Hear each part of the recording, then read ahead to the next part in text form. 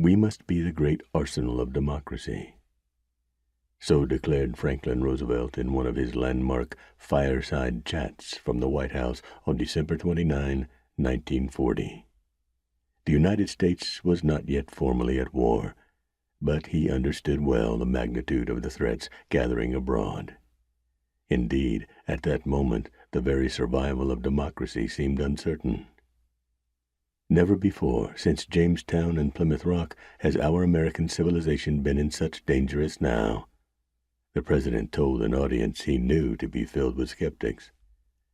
Across the Atlantic, only Great Britain, its resources dwindling by the day, held out against the Nazi blitzkrieg that had swept through Western Europe earlier in the year.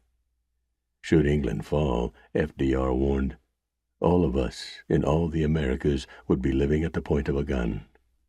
Hitler's bombs were raining down on London even as he was speaking. It was the worst attack of the war, designed to blunt any morale boost those who stayed up until 3 a.m. might have taken from the broadcast. The situation on the other side of the world was equally grim.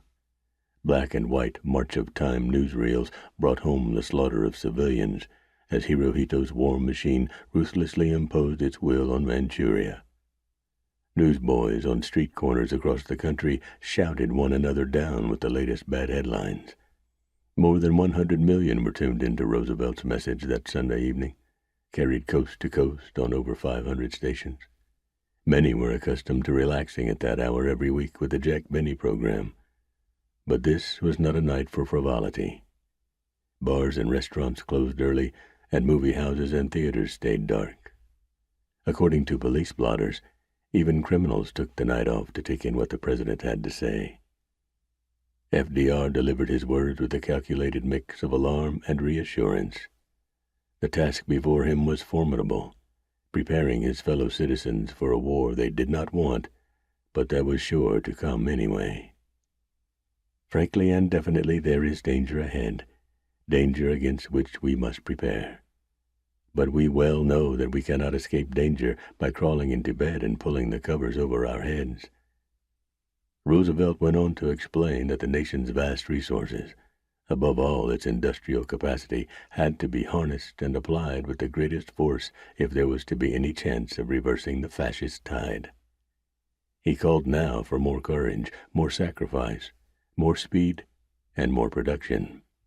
No city rose to the challenge with more vigor than Detroit.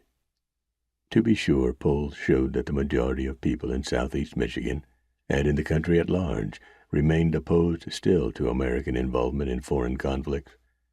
The bitter experiences of the First World War were still fresh. The president's opponents condemned his run for an unprecedented third term in 1940 as a power grab, and assailed his policy of Lend-Lease aid to Britain as recklessly provocative.